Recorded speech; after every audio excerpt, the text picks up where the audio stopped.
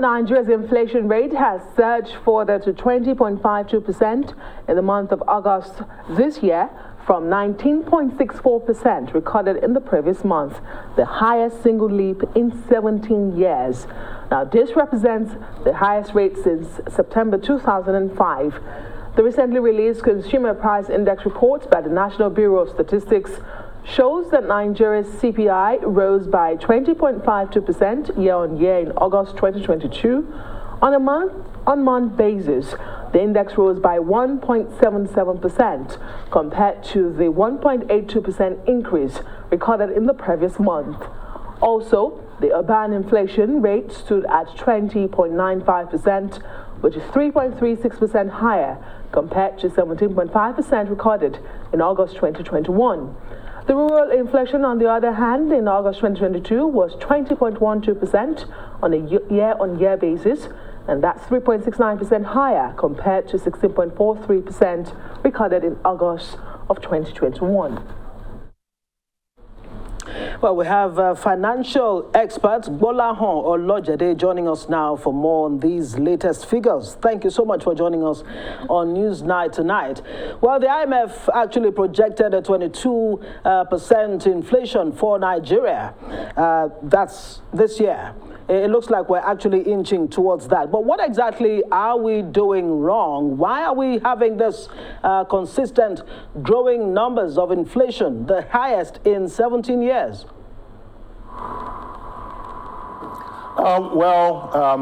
Inflation growth, or the kind of numbers we're seeing, is actually more of a global problem.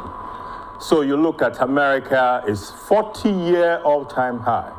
You look at Germany, it's 30-year all-time high. Even in our neighborhood here, if you take Ghana, I think Ghana now is about 31% inflation. So there's apparently a global problem. What we might say is that maybe we could have been more resilient if we have done certain things better than we did. But as far as inflation numbers are concerned, it's a global problem. What are those things that we really should have done better? Those things that are within our own control?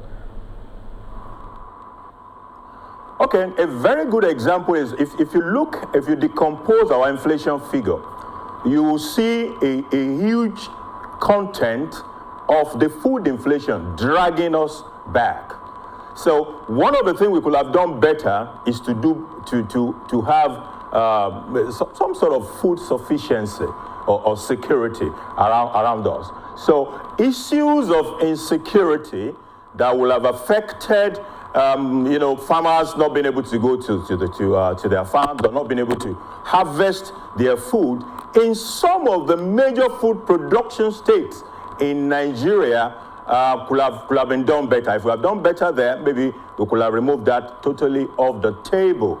We also have problems with infrastructure, because when you think about how the rain affects the roads in Nigeria, and the roads being the major form of moving this food from where they're produced to the major centers of consumption, a lot of things are going on with our roads as we speak. There were reports about Mina Bridge, one bridge around Niger that collapsed yesterday. In Ondo State, some of the roads linking major towns also gave way sometimes yesterday.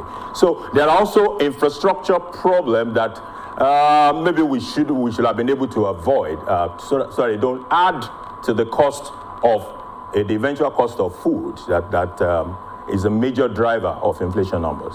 Okay, and so we are reading out all of these numbers and talking about all of this in simple terms. It simply means that Nigerians are no longer able to purchase as much goods and services as they would like to with their monies, because their monies their income has been eroded due to rising costs, right? So how long are we likely to see this? How long do you think it will last? Do you think we are nearing its peak? Okay, I think we might get some relief as we move into more of the harvest season. Going forward, we will start to see a lot more of the agriculture products come into the market. When they come into the market, they will douse the food inflation, which is a major driver of the general inflation that we have. Apart from that, it's going to be a little bit tight. If you look at over the last few months, we have moved MPR 2 times. And as a matter of fact, I saw a letter from one of the banks to an SME, and they were saying, oh, we have just increased your interest rate from 27 to 31%, by virtue of the fact that MPR has also moved by about the same amount, by the same percent. So the SME is now forced, or that producer is now forced to pass on that same increase in its financing cost to the consumer.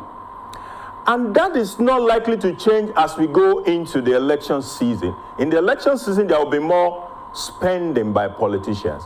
And this money inflowing to the market as a way of adding to the inflation. But I'm just hoping that when we go as we go more into the harvest season, the food inflation will go down, and then we will have some moderation of the current inflation figures. We can only hope for that. Thank you so much, Gbolahan Olojede, financial expert. Olojede, beg your pardon for being on the news with us tonight. We do appreciate your time.